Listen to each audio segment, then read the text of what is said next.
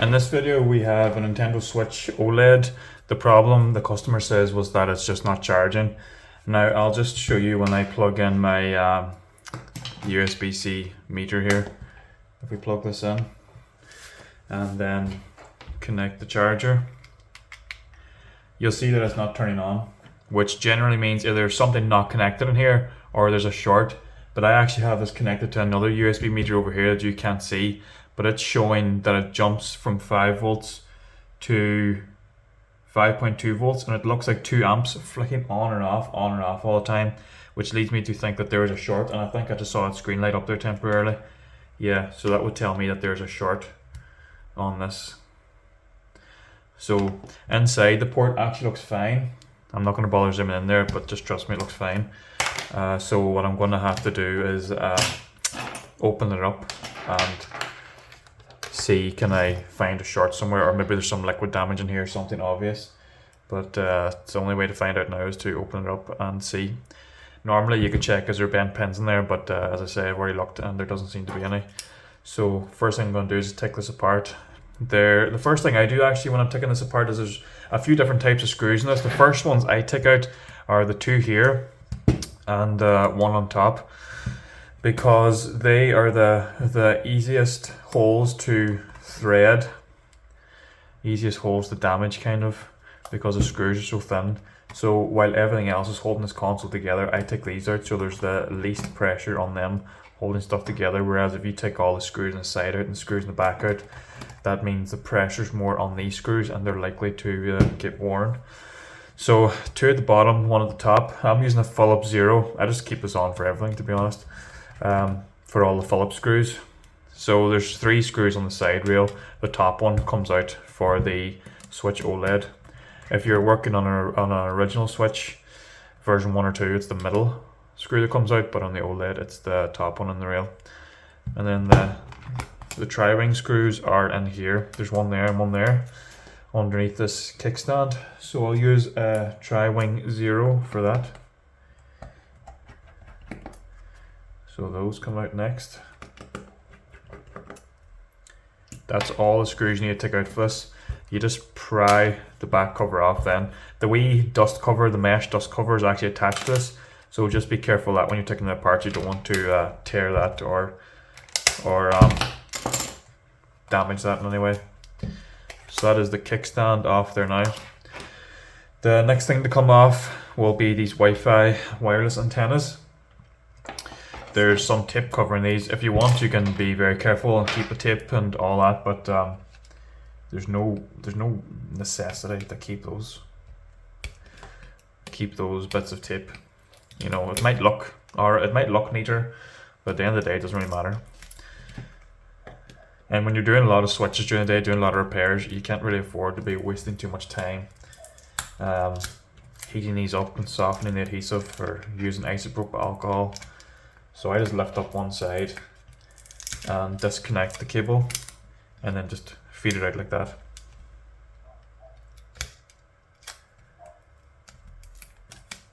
And do that for both. So back to the Phillips 0 screw. Up here on this top wireless antenna you have 2 silver Phillips screws, both the same size, so you don't need to be careful of that. On this one over here we have 1 silver screw. Again, same size, so you can just bunch them together. Now these are stuck down with a bit of adhesive, so get a pry tool and just gently lift these.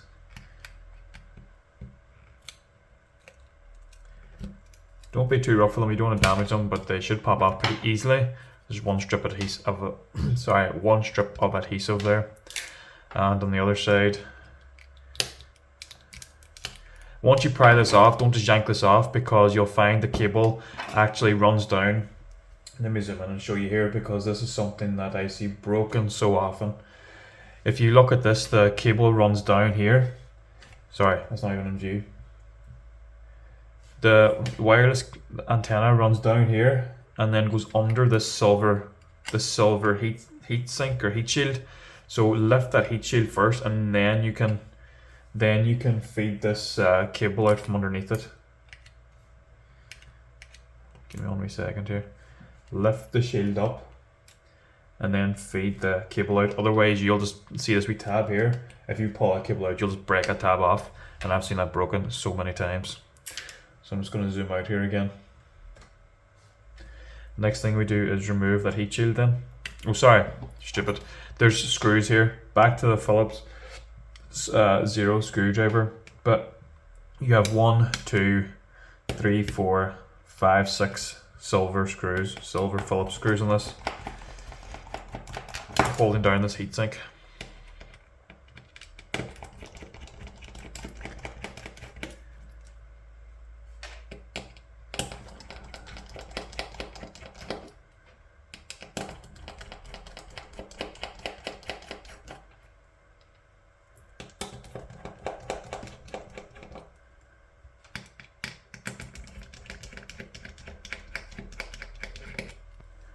Right, so with those 6 screws removed, now you can lift this up and put that to the side.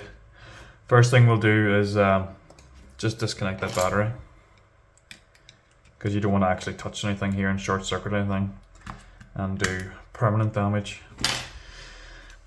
So the USB-C ports on the OLED are covered with a wee shield here, so you can't just look directly at the pins there. But it doesn't look like there's any water damage here. So what I'm going to do next, I'm going to remove this wee daughter board here. It's the SD card and the game reader and the headphone jack. There's just 1 screw here underneath this wee bit of white tape. There's a Phillips screw there. So you can just remove that.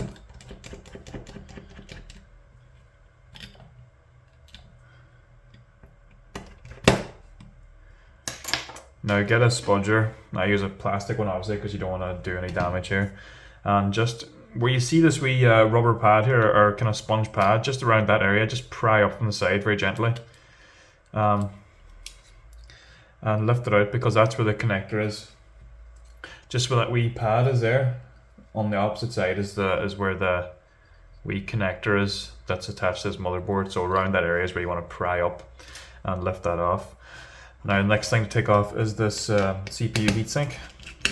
There's just 3 wee Phillips screws, just the same as the other switches. And pry that up. Now on the OLED, sorry, on the original switches there was sponge here that you had to tear, or try to not tear obviously, but on this there's just a bit of adhesive underneath the vent here. So just pry that up and then you'll have the heatsink off. I will clean that before I start doing any more real work, but I just want to get this board out and test a few things to see if I can find where the short is. Well, assuming that's what the problem is, I haven't exactly got to the bottom of that yet. So the next thing I'm going to remove is the fan. There's 3 Phillips screws again, holding the fan in. And a wee connector here to the side of it, just lift that flap and disconnect that cable there, and that's the fan out. Now what I'm going to do is I'm going to disconnect all the connectors on this board. So we have 1 here just below where the fan was, that controls the, or that's connected to the volume and power button. Then you have 1 here at the side, that's to do with the LCD screen. Now that can be quite fragile, especially the connector, so this is the way I like to disconnect that.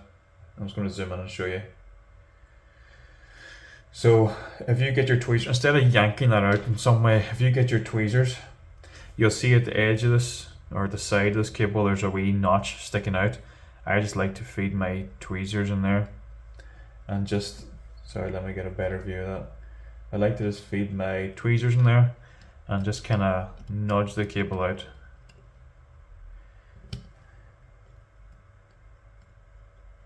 Then we get better tweezers. Those ones are very, very big. So just get the tweezers and walk it out like that, you know, just to save it from damaging the connector on its way. Because if you're too thick with it, you can damage the pins inside that connector, which are very fragile. Again, I've seen those damaged a lot too. If I get a switch in for repair and somebody's already been working on it, those are the things that tend to get damaged. Now, I'm going to remove the real connector down at the bottom. You'll find most of these connectors have those notches at the side, so you can use your tweezers just to walk them out. And the next thing is down here is the connector for the other rail. And then the speakers here and here. Now that's all the connectors removed. Now there's just a few screws. There's silver screws. There's 1, 2, 3, and then 4, 5 over the charging port. These are all the same size except for the charging port screws. They are slightly longer, I think they might be. I'll just check now once I get them out if they're longer or shorter. But just to keep in mind when you're putting this back together that those screws are different size. Yeah, the 2 screws on each side of the charging port are a little bit longer than the rest there, so just keep them separate. Now this board's not ready to take out actually. The way I do this, I'm not sure what the way everyone else does it, but the way I do it is I'm just going to zoom in again just to show you here. Down here, down at the very bottom, this part is separate. This wee plastic part is separate to the rest of this frame. But down here in this corner, there's 1 screw. You can see it's the second screw in there. You'll see there's it's kind of hard for me to see what the camera sees there, but there's 2 screws here and here. Take out the one closest to the charging port, so that's the second one in. Now you can lift this out of it like that, and that will allow you, and I'll zoom out again now to show you. Oh, too far. That will allow you to get this motherboard out here. So it gives you a bit of leeway. So I can put that frame to the side. Okay, so flip this board over. The first thing I want to check is the power chip, which is here. I'm going to check around that for shorts. So the way I do that is I get my multimeter and set it to, you can set it to resistance mode, or if you have beep mode they call it. This is what I do. Set it to resistance mode, and then I have a setting here. You press that twice, it goes to beep mode, which means if the resistance is below a certain amount, it'll tell me that there's a short. Okay, so I'm going to test around that power chip. So what I'll do for that is I'll have 1 probe on ground. Doesn't matter which for the beep test, doesn't matter if you have red or black. I'm going to put black there just because why not? And then I'll test the capacitors around this chip. Normally what you'll find is one side of the capacitor will beep because it'll be short at the ground. The other one should not beep. If it does beep, there's a problem there. So I'm going to start testing from the side here. Okay, that's fine. Beeping on that side, not beeping on that side. Generally it shouldn't beep on the side towards the chip. So far these are all they all look good.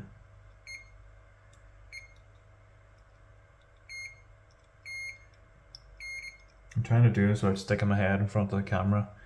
Normally I get pretty close to this.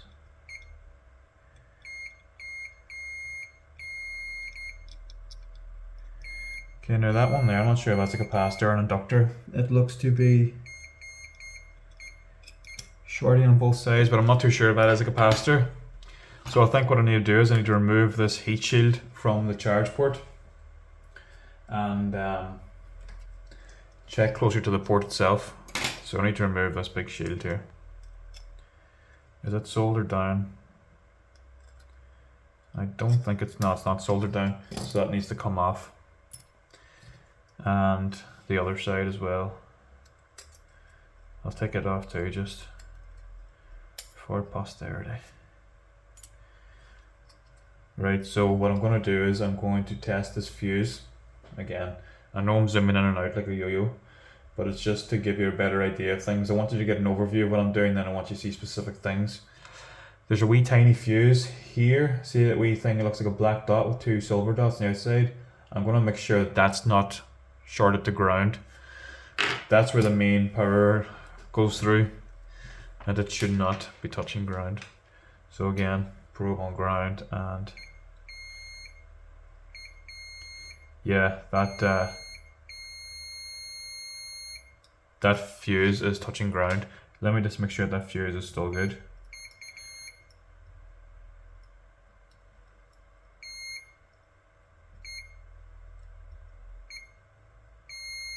Yeah, so the fuse itself is still good, but it's short at the ground, which is not good. I'm going to zoom in with the camera here and see, do I see anything on that I missed? Because when I looked in it before, I was sure it looked fine, but like it looks like all those pins are fine, but I know it's hard to tell on the camera there because you don't have a light source. I'm going to check with my magnifying glass over here. Hold on. It actually looks like it's fine, but there's something telling me it must be the port, because it would be rare for anything else here to short the ground and not affect that M9 chip. Let me just poke in here with the tweezers and see if there's anything moving that I'm not noticing. Yeah, you know what, actually, I think there is a pin misaligned in there. I think there is a pin that's touching somewhere it shouldn't, and that's what's bringing it to ground. So what I can do is I can remove that port, and I can check then, is that short to ground gone? If it is, then it's definitely the port. So that's exactly what I'm going to do. I'm going to heat this up and remove it. Now this might be a little bit awkward to show you because I hang this off the edge of off the table here to do that. So what I might do is actually get a wee holder for that. I'll get this wee thing here and try and work it that way so you can see it. So get that in like that.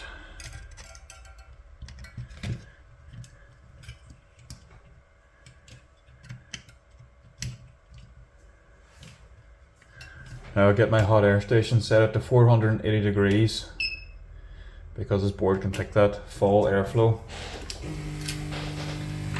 And I'll start removing that port. Just going to heat it up generally a little bit here, just so I don't focus too much heat on one spot of this board too quickly. I don't want a board to go into thermal shock and buckle or destroy layers. Alright, so I'm going to focus heat now on just the port and try and get that off. And then we'll test for shorts once the board's cooled a little bit.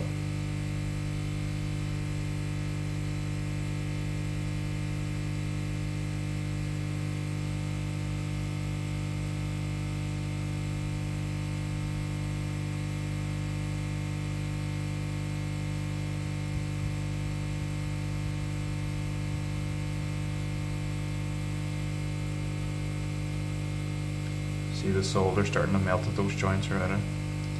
Not be long now before I can just lift it off.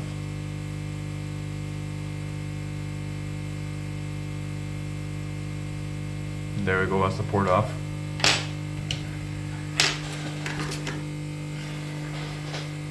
Now I'm going to let that cool just for a minute and then test it, because you can't always trust the readings when the board's that hot. So what I'm going to do is now first is I'm going to get another charging port prepped for this. So I'm going to tin the pads on it a little bit. Sometimes I don't bother doing this because sometimes I don't find it really makes much of a difference. But just while I'm waiting on that board to cool down, I'll do it now. Because normally when I'm sure something's a charging port's a problem with that, I just while the board's still hot, I work on getting a new port in, because I can use the heat in that board that's already there. I normally don't let it cool down. But just to be 100% sure, this time I'm going to let it cool down. So that's the new port there. So I'm going to add a wee bit of flux to that. I'm only going to tin the pins on the outside, because I find when I try and tin the pins on the inside, they end up bridging and sticking to the port itself, and that's a handling to get rid of. It's a handling to get rid of them. And I don't find that the pins on the inside need tinning, because there's enough pressure and everything on them to solder them to the board. I've never had any problems with that. Now I'm not looking for huge solder blobs on these pins, just to tin them. Literally, you'll see them change color silver. So that's all I'm looking for there.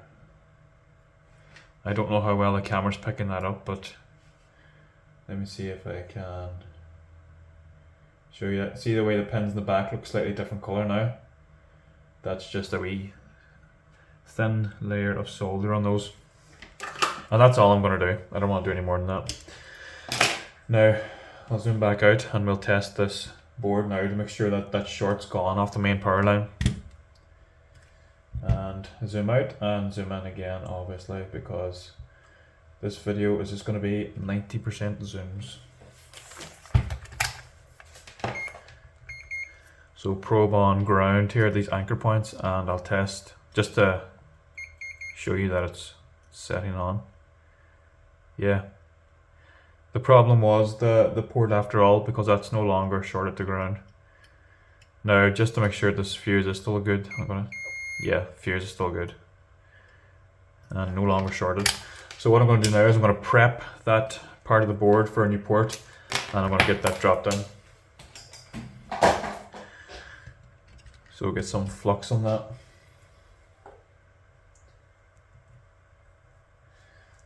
So some flux on that board around the pins and the anchor points. I'm just going to tighten up this wee holder because it's very loose.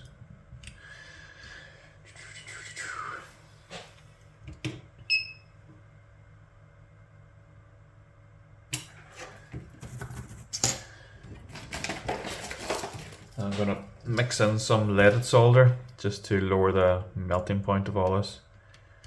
So tin the pads there. Well, not tin them, they're already tinned, but just mix in some leaded solder. Same for the anchor points, mix in some leaded solder there.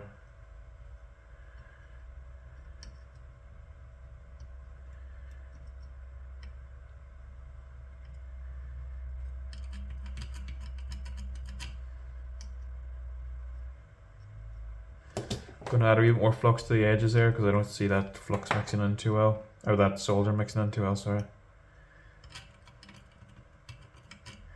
Right, that's good to go for the new port. Back in with the hot air, at 480. Let me just see if there's nothing there that I'm going to damage with the heat. Normally I hold it directly under, but I'm holding it at an angle this time just because of this holder. But nah, it looks fine. So I'm going to heat this up now until all the solder melts and I can just drop in that new port and get it attached to these anchor points and make sure all those pins are solid. I'll probably have to go over those pins again anyway, I nearly always do. I don't know if that's something to do with my technique that I'm missing. I've seen people drop these in and the pins are just solid on the outside, but I generally have to go over a few of them.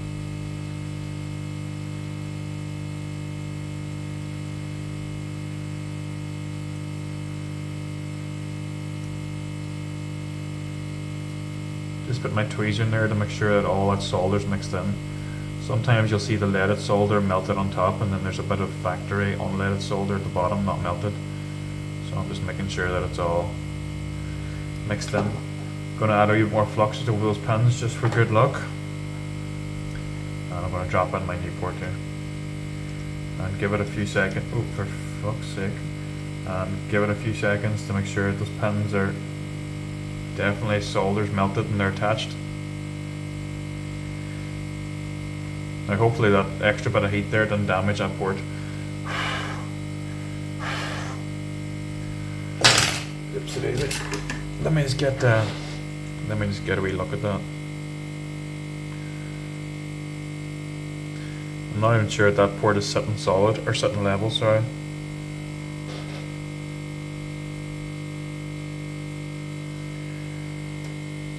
I'm going to quickly go over that actually while the board's still hot and just make sure that that port's in properly because it looks a bit off to me. It looks a bit higher on the left side.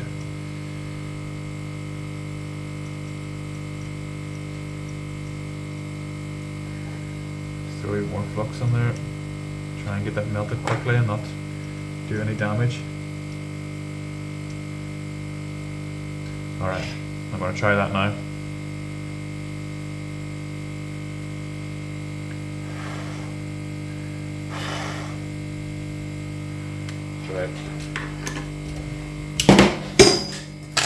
Sorry about that noise, something just dropped there. That looks better now. and the port doesn't seem to be damaged.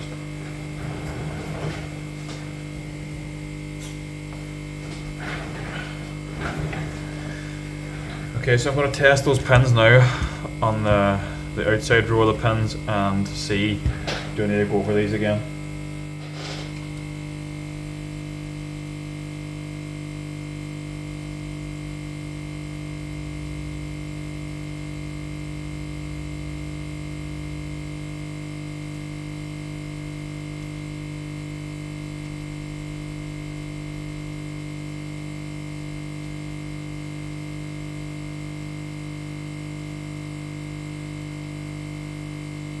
Now surprisingly, they all look pretty solid, but I'm going to go over it quickly anyway with a narrower soldering tip, just for better be safe than sorry, like. So I'm going to throw some flux in that and just reheat it all, just to make sure the solder properly sticks. Now I'm just swapping the tips here on the iron just to make sure I don't go overkill on it.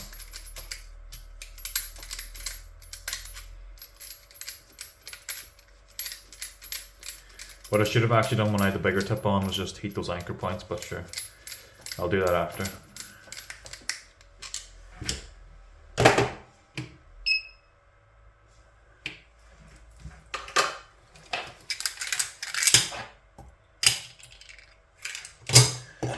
Alright, some flux on there.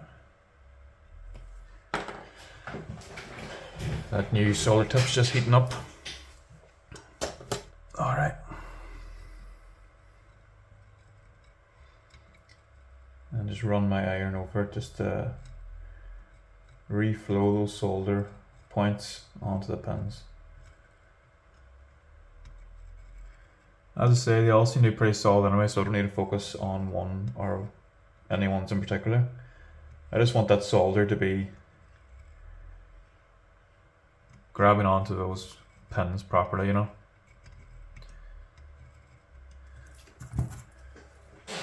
Now that looks good enough to me. I'm just going to check here under my own magnifying glass here, a bit easier to see. Yeah, that's 100%. Oh, where are we at here? Yeah, that's 100%. Those pins are fine on that port. So I'm just going to clean that flux off with a little bit of isopropyl alcohol. And while we're waiting for the soldering iron to heat up with the bigger knife tip to go over those anchor points, I'll just test this then with the USB-C tester and make sure that it's connecting properly on both sides, and that'll let us know if the pins on the inside are working fine too. And change the tip on the soldering iron. I want a bigger knife tip for doing the anchor points. I can't speak today. For doing the anchor points, because it'll suck up, the metal is connected to ground and that'll suck up a lot of the heat, so I'll need a bigger soldering tip for as much heat transfer as possible. And I'll set my station to 480 here. And for anyone wondering, that's how hot a soldering iron gets. That's it cooling down and it's still red hot there. So yeah, imagine how many times I've burned myself on that. There we go. Normally you don't have to do that, by the way. It's the tip's so hot it expanded with the heat and it got jammed in there.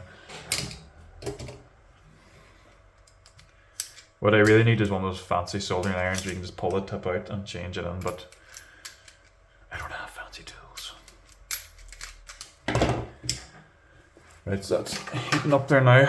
What I will do is I'll show you how to test this. Well, if you have a USB-C tester, obviously that's what you'll need. So, because the anchor points in this aren't completely soldered yet, what I like to do is I'll hold the port in place and plug in the USB-C tester and plug it in this way, and if it turns on, which it just did, and it's at 12 volts.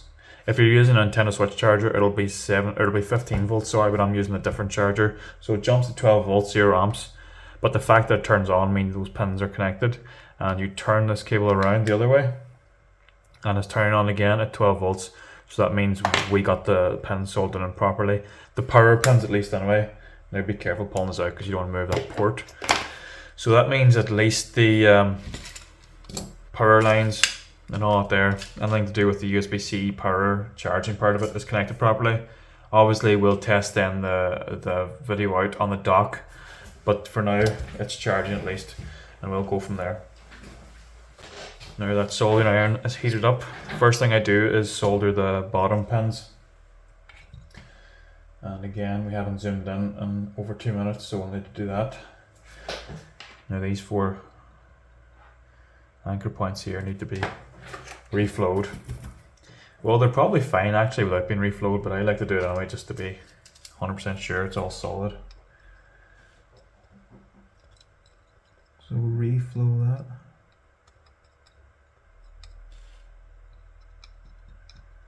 And that.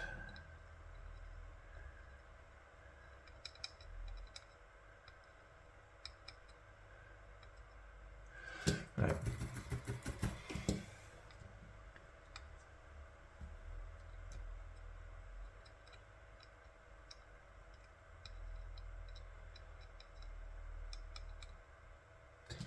Now the other side, a bit more flux. I'll do the front 2 first.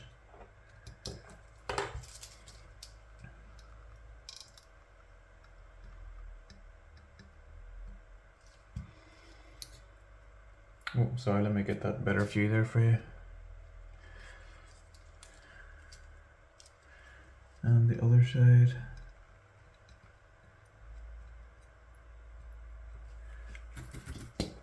Now we'll do the 2 anchor points at the back here.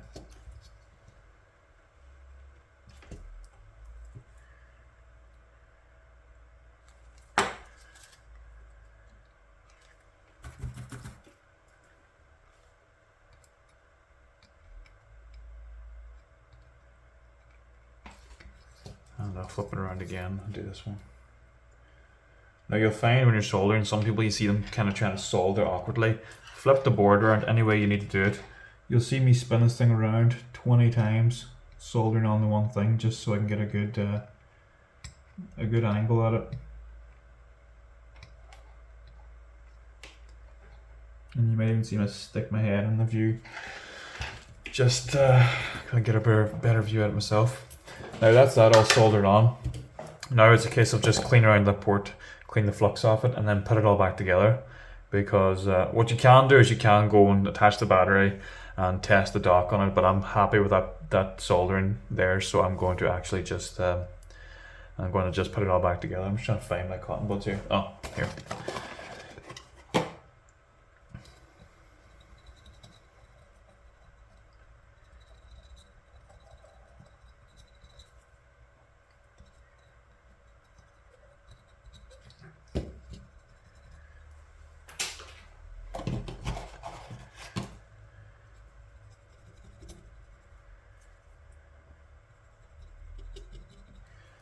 And I'm going to put some isopropyl alcohol in the port itself, and very gently, don't go rough at all, with a toothbrush, just gently clean that out.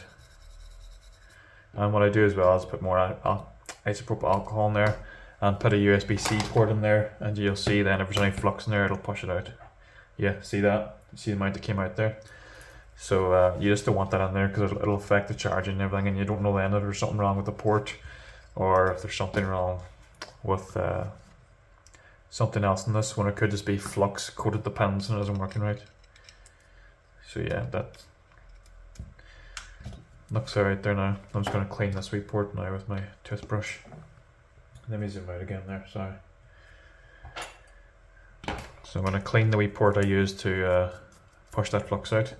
And I'm going to clean the USB port on the switch again.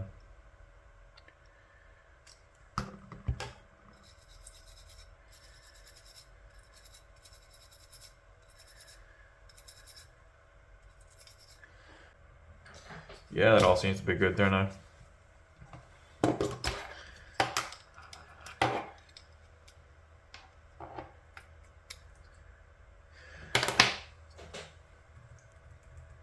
Now to help it dry is unnecessary, but I just use a wee air gun here just to blow on everything.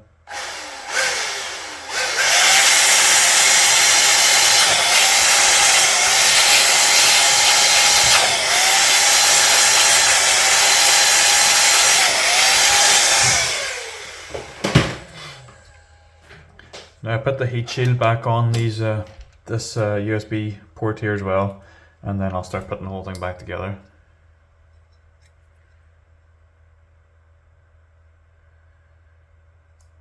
Oh, I'm only after noticing actually one of the wee holders for the wee shield on that actually moved. You see, let me see if I can get that in view. Do you see here? This thing's pointing out that way. It's actually meant to be going across here. Sorry, make that more clear. See this thing moving here? This thing pointed out that way. It's actually meant to be left and right.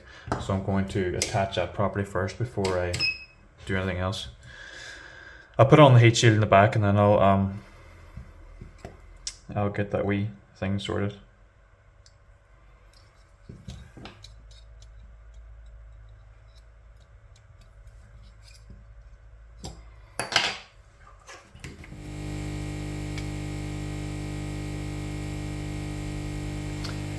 Yeah, you know what? That heat's only going to start affecting that USB-C port.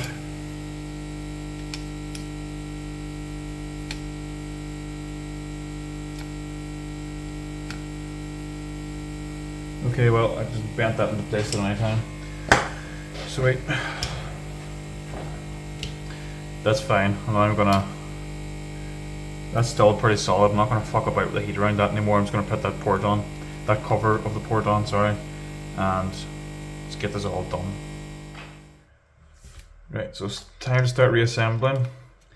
Put the motherboard in just the way you took it out, bend this bit back, and try and feed it all in. The only thing to keep in mind is when you're putting this in, down here the speaker cable needs to, there's a wee notch here below the speaker cable connector. It needs to sit in there, so make sure it doesn't get trapped under the board. The end of it needs to come out of that wee notch. I think that's the only thing really you need to keep an eye out for. Just for everything else, make sure it doesn't get trapped under the board. Like the wee ribbon, or like the wee rail connector here needs to come out just at the connector as well.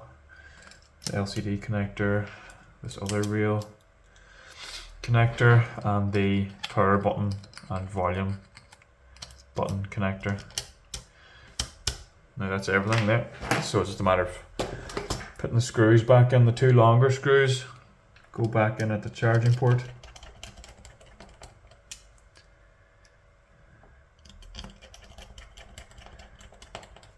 And the smaller screws go in the rest of the motherboard.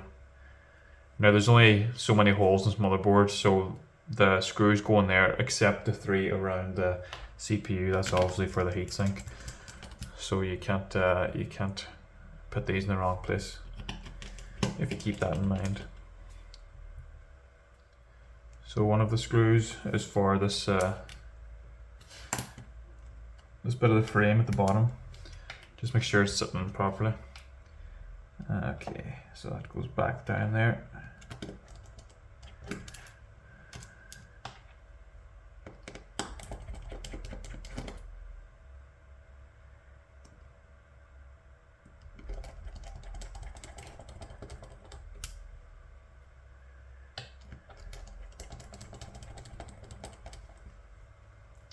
And you can start reconnecting everything. Obviously don't reconnect the battery, but all these other things like speakers and rails and the screen, reconnect all of that.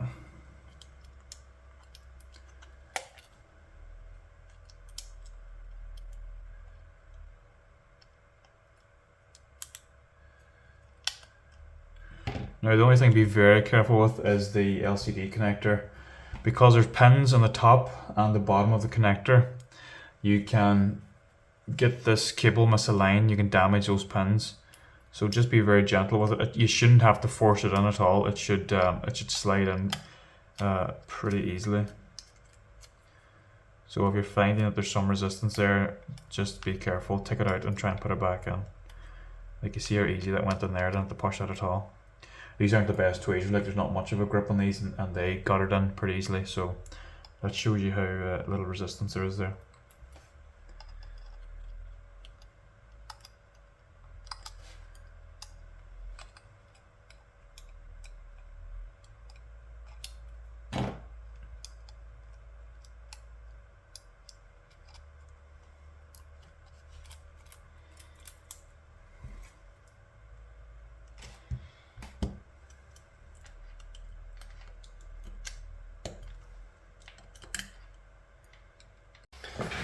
Hopefully that camera angle hasn't changed too much. I use my phone to film these videos and it stopped recording because it actually overheated. I think I got a few meshes in there for repairs and a couple other things. Apps are running on it, so it's overheated. So where I'm at now is just I've reconnected everything on the board, all the connectors, so I'm going to put the fan back in now. That'll be the next thing to do. An easier way to remember how to put everything back together is if you lay the screws out in the way you took them out.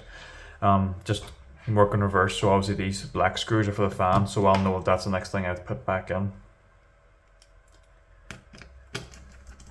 And you get these magnetic mats from iFixit and other places as well, but I have another device on that, so I can't use that right now.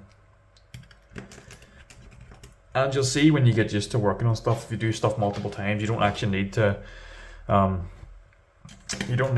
lay everything out too neatly, because you can just remember what screws go where in the end up. Like, you'll just recognize the screw, and you'll know from working at it if there's parts of it that when you take it out, if they have different size screws. For example, the charging port is 2 longer screws. You'll just get used to stuff like that. So that's the fan reattached. The next thing to attach is a heatsink, but I need to clean off this old thermal paste and reapply new stuff. So I'm just going to scrape this off to the side here, and I'll scrape off the stuff on the CPU itself. Now that that's off, I'll clean it properly with a microfiber cloth and some isopropyl alcohol. Get it all off completely. There we go. Now I use Arctic MX4 thermal paste, possibly a bit overkill for the Switch, but it's just what I use for everything, so I'm just gonna use it for this too.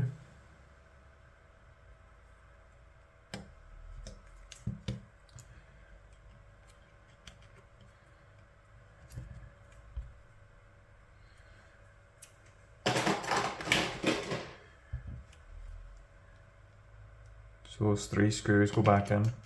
I don't tighten the first screw. I don't tighten any of the screws fully until I have them all in.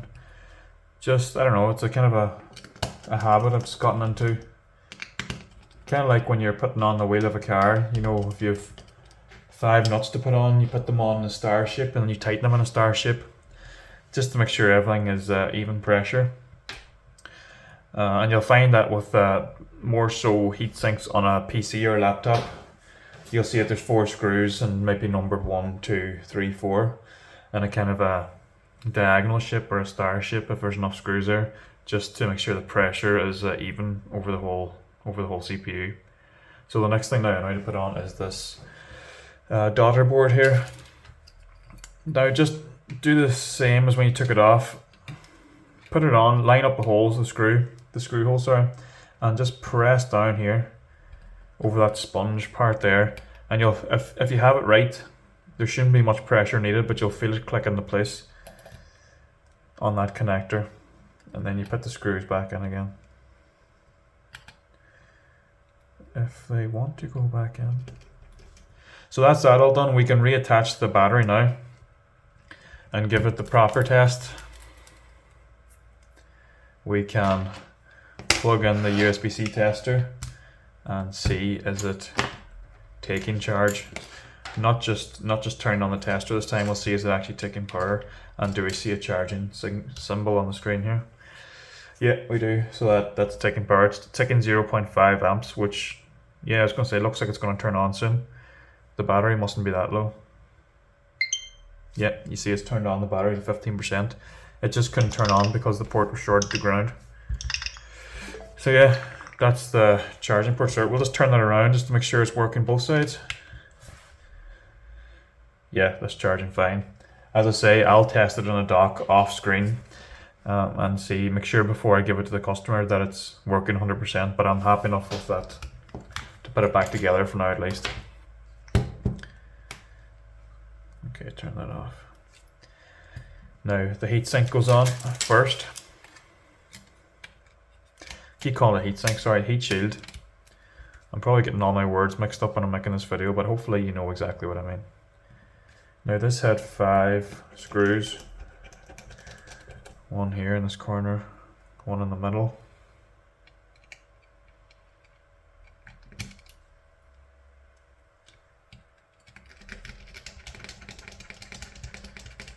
And there was two down in this corner, I believe. My head's gone again, is it? Yeah, two down in this corner.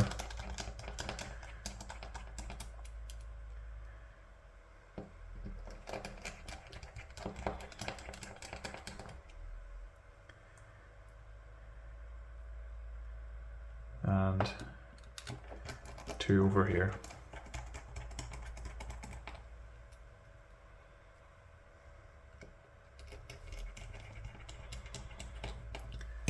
And now we can reattach the Wi-Fi wireless chips. So the first thing I'll do actually is I'll just attach this down here. I'll attach it to the board first and work my way along here.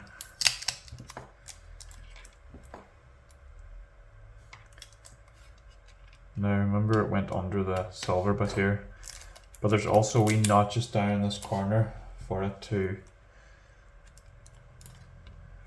slide into and to help hold it in place. So down here.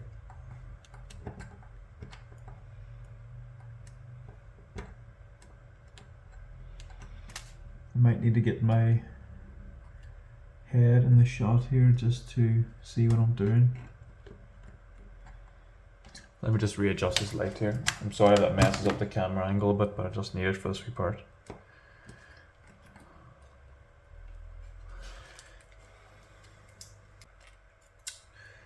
Oh, this is awkward. I'm probably making this look far more awkward than what it is, but this part is just beating me.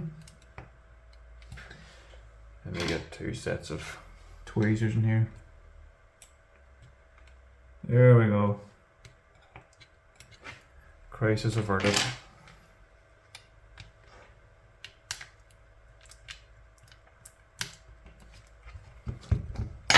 Now we can screw down that antenna there.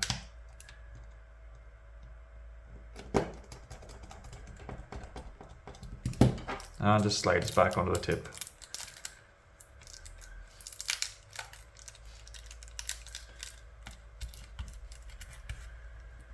And now the other one, the other antenna.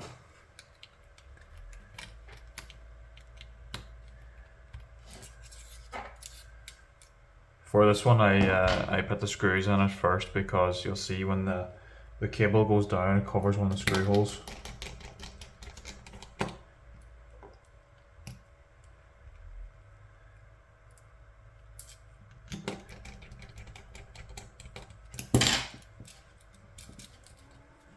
Okay, so I'll reattach that to the board now as well when it's loose, just so I can.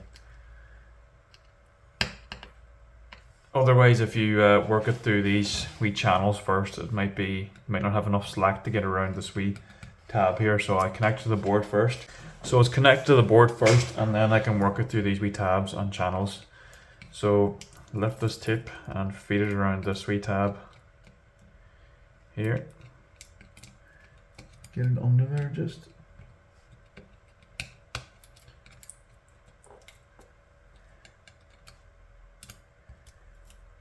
And get it under the tip here too.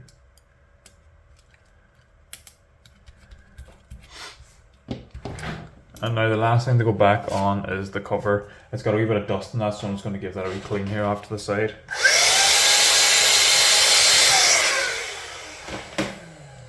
Now the way you reattach that is the top. Well, yeah, the top goes in first for me anyway, because there's a wee bit of rubber here that sits on top of the on and off buttons. And I don't want that getting caught up, so I put that in first so I know it's definitely sitting flat on top of the buttons. But everyone has their own way. You can attach it at the bottom first, it just depends. This thing's gotten caught at the bottom. So I'll do the top first. So we'll just kind of do that, and then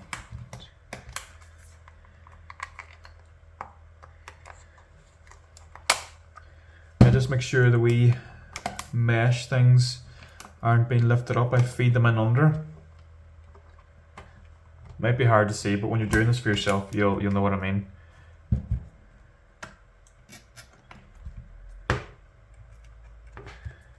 And then just make sure that all in properly. Now that's it. Cover back on. The first thing I'll put back in is the tri-wing screws underneath the kickstand.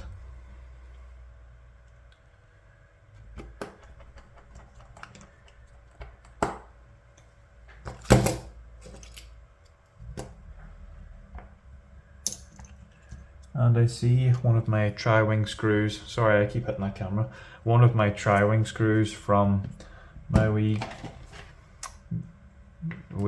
bunch of screws here's gone. Oh no, it's here, it's stuck to the mat. So that's the second tri-wing going in. Now switch over to the Phillips 0 screw, and I'll put the wee rail screws in, the top on each side. Oops, it is it.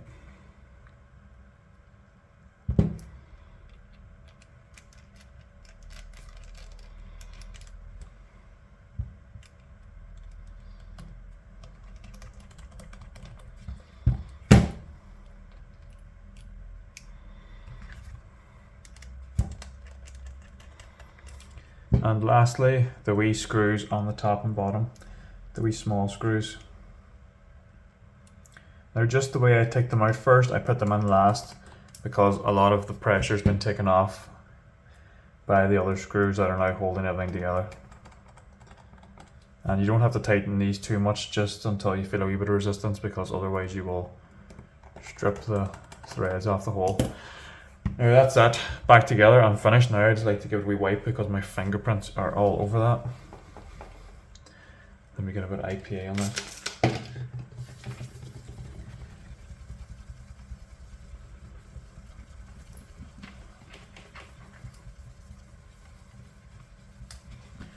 There we go. And one final test, just for good measure. Yeah. That's all back together and working 100% there now.